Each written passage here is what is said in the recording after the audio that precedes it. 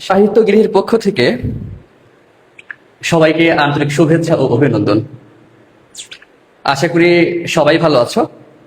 ভালো নেই তারা যারা বিশেষ করে এসএসসি 26-এর ব্যাচ, কারণ তোমরা জানো যে তোমাদের আগামী মাসের 2 তারিখ থেকে বাংলা প্রথম পত্রের পরীক্ষার মধ্য দিয়ে তোমাদের এসএসসি ফাইনাল এক্সাম শুরু হতে যাচ্ছে। তো আমাদের হিউম্যান সাইকোলজি বলে যে বিশেষ করে কোনো পরীক্ষা বা কোনো প্রেশার থাকলে আমরা মানে চাইলেও আমাদের ডিপ্রেশন কাজ করে বা চিন্তা কাজ করে, না চাইলেও অটোমেটিক এই বিষয়টা আমরা লক্ষ্য করতে পারি। তো ভয়ের কিছু নেই, চিন্তার কিছু নেই। তোমরা জাস্ট তোমাদের অধীত যে জ্ঞান বা যে পড়াশোনা আছে সেটা জাস্ট রিভাইজ দাও এবং আত্মবিশ্বাসের সাথে সবাই পরীক্ষা দিবে।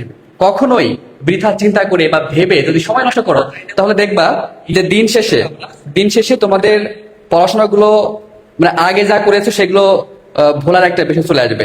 এই জন্য ওই বাজে কোনো চিন্তা না করে আগের যে পড়াশোনাগুলো করেছো ওইগুলোই করবে।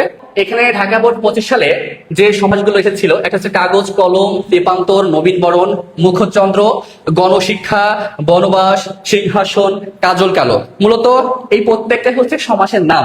কিন্তু তোমাদের পরীক্ষায় যে কাজটা করতে হয় যে এটাকে ব্যাস বাক্যে রূপান্তর করতে হয়। কি করতে হয়? ব্যাস বাক্যে রূপান্তর করতে হয়। আর এরপরে ব্র্যাকেটের মধ্যে লিখতে হয় যে আসলে ওইটা কোন সমাস, অর্থাৎ সমাসের নামটা লিখতে হয়। তোমরা ইতোপূর্বে জেনে থাকবে অথবা এই ক্লাসের মধ্যে জানতে পারবে যে তোমাদের বিগত বোর্ডের প্রশ্নগুলো যদি অ্যানালাইসিস করা যায় তাহলে দেখা যাবে মোট 8টা সমাস থেকে তোমাদের পরীক্ষায় আসে। 1 দ্বন্দ্ব, 2 দেবু, 3 কর্মধারয়, 4 তৎপুরুষ। তোমরা কম বেশি সবাই এসএসসি লেভেলে পড়ে আসছো বা ইন্টারমিডিয়েটে যারা আছো তারা পড়েছো। 5 অব্যয়ভাব, 5 কি? অব্যয়ভাব। 6 বহুব্রীহি, আর অবশ্যই তোমরা এই বানানগুলো দেখে রাখো যে কোনটা রস্য দীর্ঘ, কোনটা দীর্ঘই রস্যই, কারণ এই বানানগুলো তুমি অনেক সময় ভুল করে বসো। আর 7 নম্বর নিত্য, 8 নম্বর প্রাদি।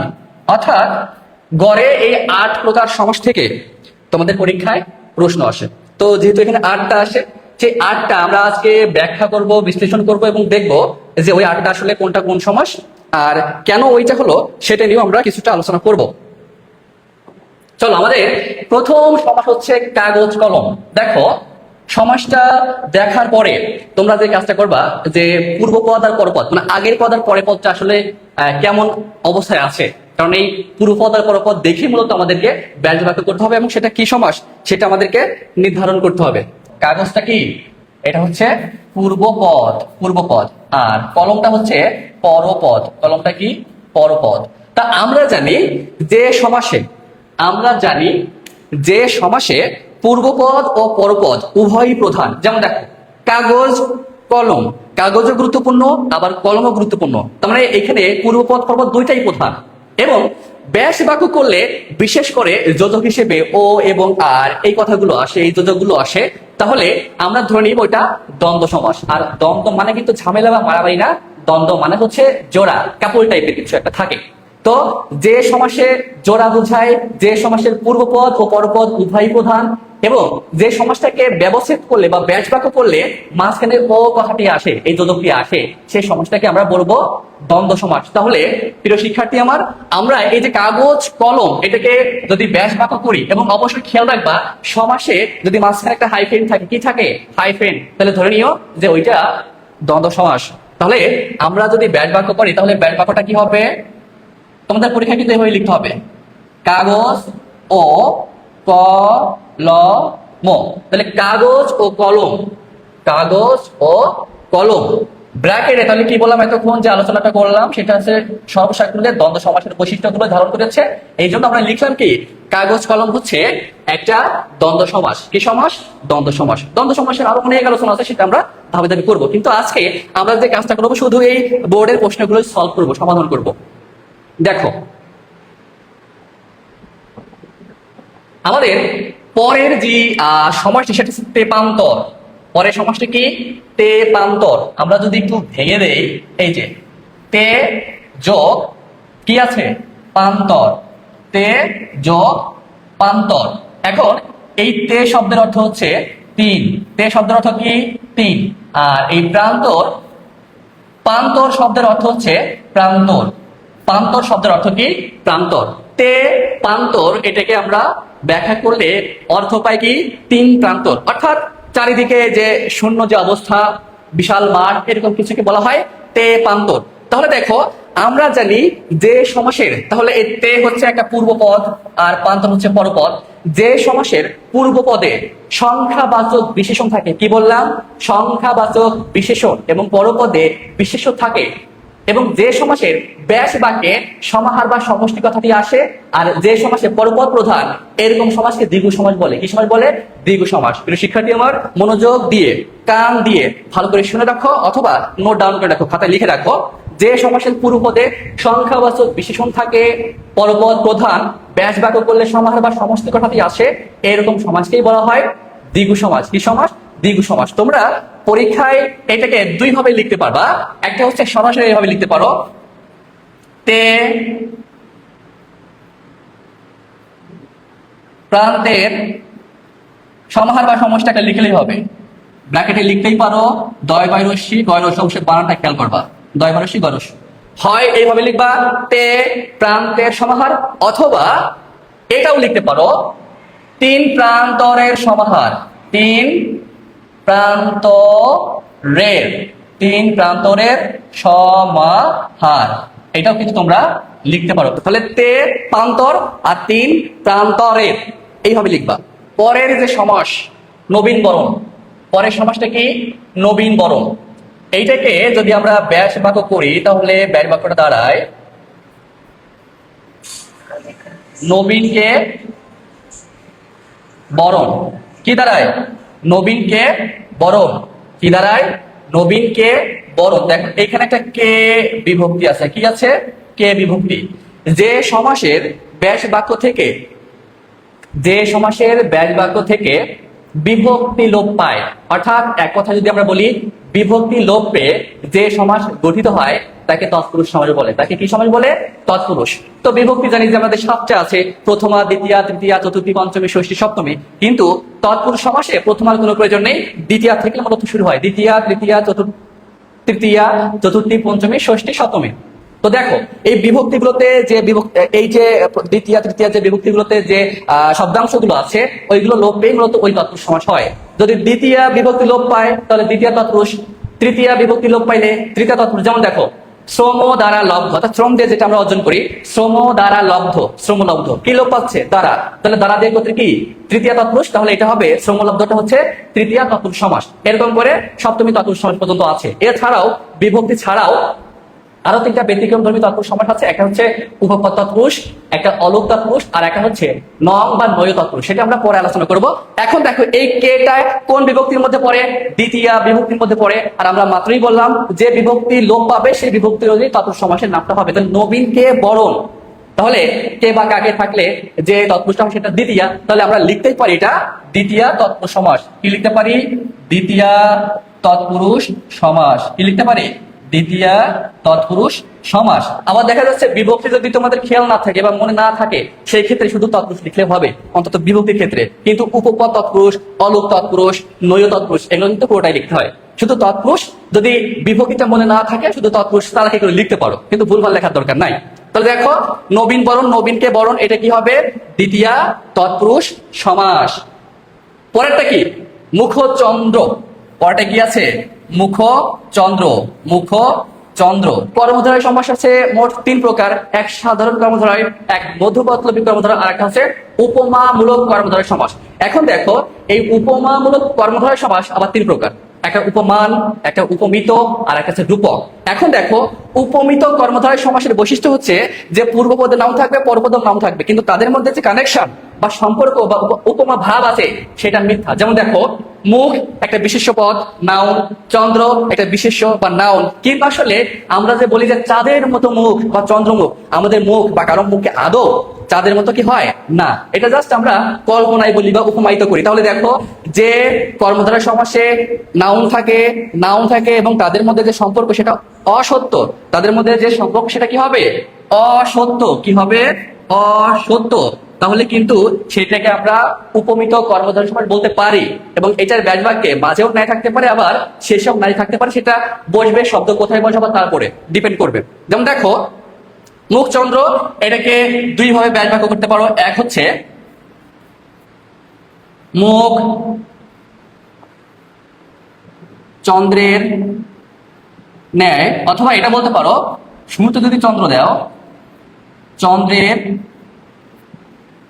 ন্যায় মুখ, দুই ভাবে লিখতে পারো, ঠিক আছে। কিন্তু শব্দটা কোথায় বসাবো সেটা হচ্ছে ফ্যাক্ট। যদি লেখো মুখ চাঁদের মতো বা চন্দ্রের মতো, এটাও লিখতে পারো, অথবা চন্দ্রের ন্যায় মুখ, এটাও লিখতে পারো। তাহলে এটা কি সমাস হবে? উপমিত কর্মধারয় সমাস হবে। কি হবে? উপমিত কর্মধারয়। উপমিত কর্মধারয় কি হবে? উপমিত কর্মধারয়। আশা করি বুঝতে পেরেছো। চলো, এর পরের যে শব্দটি আছে বা সমাসটি, সেটা হচ্ছে গণশিক্ষা। সেটা কি আছে? গণশিক্ষা। গণশিক্ষা, গণ মানে কি? জনগণ বা মানুষ, মানুষদের জন্য যে শিক্ষা, সেটাকে কি বলা হয়? গণশিক্ষা। তাহলে আমরা এখানে লিখতেই পারি ব্যাস বাক্যে গণের শিক্ষা। কি লিখতে পারি? গণের শিক্ষা। এখন দেখো, একটু আগেই বলেছিলাম যে বিভক্তি লোপ পেয়ে যে সমস্যা হয় সেটাই তো তৎপুরুষ। তাহলে এই যে র বিভক্তি লোপ পেয়ে মূলত হয়েছে গণশিক্ষা। যেমন আগেটা ছিল নবীন বরণ, নবীন কে বরণ, কে বিভক্তি লোপ পেয়েছিল, দ্বিতীয় তৎপুরুষ। আর এটা আছে গণের শিক্ষা, রটা লোপ আছে। আমরা জানি যে র এর শব্দের শেষে থাকে ওটাকে আমরা কি বিভক্তি বলবো? ষষ্ঠী। কি বিভক্তি বলবো? ষষ্ঠী। তাহলে যেহেতু এখানে ষষ্ঠী বিভক্তি লোপ পেয়ে সমাসটা হয়েছে, এই জন্য এই সমাসটার নাম কি দিব? ষষ্ঠী তৎপুরুষ। কি দেব? ষষ্ঠী তৎপুরুষ। ষষ্ঠী তৎপুরুষ সমাস। আবারও বলি, যদি বিভক্তি যদি খেয়াল নাও থাকে, ভুলভাল দিয়ে না, নাম্বার কেটে যাবে। যদি একদম খেয়াল নাও থাকে, যেমন তোমার খেয়াল নাই যে রটা আসলে কোন বিভক্তি, দ্বিতীয়, তৃতীয়া, ষষ্ঠী নাকি সপ্তমী, তুমি রিল্যাক্সে তৎপুরুষ সমাস লিখে দাও, মার্ক পাবা। কিন্তু যদি ভুল করে, এই যে এটা কিন্তু ষষ্ঠী তৎপুরুষ, তুমি যদি ভুল করে চতুর্থী তৎপুরুষ লিখে দাও, তাহলে কিন্তু নাম্বার পাবা না, বিভক্তি ভুল করে বসলে। বোঝা গেছে? এই হচ্ছে বিষয়। বনবাস, এটা যদি ব্যাস বাক্য করি হবে বনে বাস। কি হবে? বনে বাস। বনে বাস। তাহলে দেখো, এই যে বন যোগ এ, এই এও কিন্তু একটা বিভক্তি। এ কিন্তু কি একটা বিভক্তি। আর এটা হচ্ছে এ অন্তঃস্থ, এটা কোন বিভক্তিতে থাকে? সপ্তমী বিভক্তিতে থাকে। কোন বিভক্তি থাকে? সপ্তমী বিভক্তিতে। তাহলে বনবাস, বনেবাস, এটা কি হবে? একদম নিঃসন্দেহে কি হবে? সপ্তমী তৎপুরুষ। তাহলে দেখো যে আমাদের ঢাকা বোর্ড 25 সালের প্রশ্নগুলোতে সমাস থেকে, বিশেষ করে তৎপুরুষ থেকেই তিনটা আসছে, দুই তিনটা আসছে। এরপরটা দেখো সিংহাসন। এরপরটা কি আছে? সিংহাসন। এটার ব্যাস বাক্য হবে সিংহ চিহ্নিত আসন। কি হবে? সিংহ চিহ্নিত আসন। সিংহ চিহ্নিত আসন। দেখো, এই চিহ্নিত কথাটি লোপ পেয়ে মূলত সিংহাসন শব্দটা এসেছে। তো আমরা জানি যে মাঝখানের পদ যদি লোপ পেয়ে কোনো কর্মধারয় সমাস হয়, এটা হবে মধ্যপদলোপী। এটা কি হবে? মধ্যপদলোপী। আমি আবারও বলি, যে কর্মধারয় সমাসের মাঝখানের পদটা লোপ পেয়ে গঠিত হবে, সেটাকে আমরা বলবো মধ্যপদলোপী কর্মধারয় সমাস। তাহলে দেখো, এই চিহ্নিত কথাটি লোপ পেয়ে গেছে, তাহলে এটা কি হবে? মধ্যপদলোপী কর্মধারয় সমাস। মধ্যপদলোপী, মধ্যপদলোপী কর্মধারয়। কর্মধারয় আমরা ডিটেইলস আলোচনা করবো ধাপে ধাপে।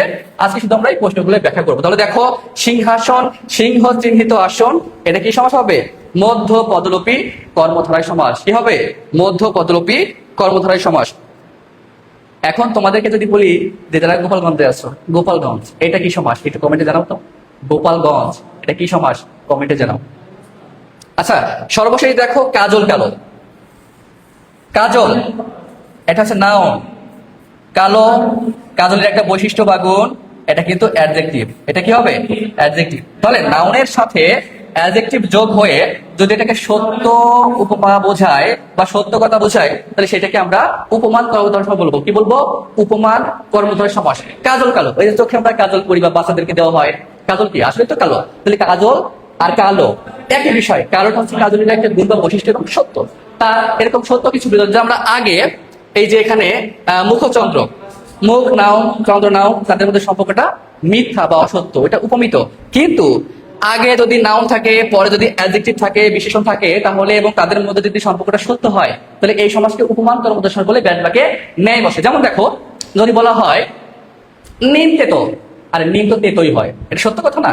নিমের ন্যায় তেতো। যদি বলা হয় যে রক্ত লাল, রক্ত তো লালই হয়, তাহলে দেখো এই সমাজগুলো কিন্তু উপমান কর্মধারয় সমাস, ব্যাড বাক্যে মাঝখানে ন্যায় কথাটা বলবে। তাহলে দেখো, কাজল কালো, এটার ব্যাড বাক্য কি হবে?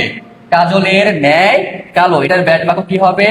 কাজলের, কাজলের ন্যায় কালো, কাজলের ন্যায় কালো। আর এই সমাজটা কি হবে? কি বললাম?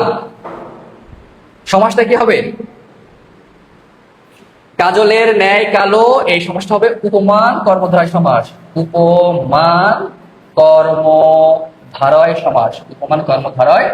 এটা একটা র হবে সমাস। আশা করি আমরা যে 8টা সমাস ব্যাখ্যা করলাম, বিশ্লেষণ করলাম, তোমরা বুঝতে পেরেছো, কিছুটা হলেও বুঝছো। আর যদি কোটাই বুঝতে তাকে অসংখ্য ধন্যবাদ, আমি সার্থক, বা তোমরা সার্থক যে আগে ঠিক মতো পড়ছো। তো এখন দেখো, এটাই আমি একদম এক বাক্যে লিখে দেই তোমাদের সুবিধার্থে। এখন কোন পেনটা সুবিধাজনক হয়? এই যে হলুদ, এটাই মূলত একটু ভালো স্পষ্ট দেখা যাচ্ছে। তাহলে দেখো, আমরা যে সমাজগুলো পাইলাম, দ্বন্দ্ব পাইলাম, তারপর হচ্ছে একটা দ্বিগু পাইলাম, তৎপুরুষ একটা পাইলাম, তৎপুরুষ এই যে 2টা পাইলাম, তৎপুরুষ 3টা পাইলাম, তার মানে তৎপুরুষ থেকেই 3টা আসছে। এরপরে দেখো, কর্মধারয় সমাস থেকে, কর্মধারয় সমাস থেকে,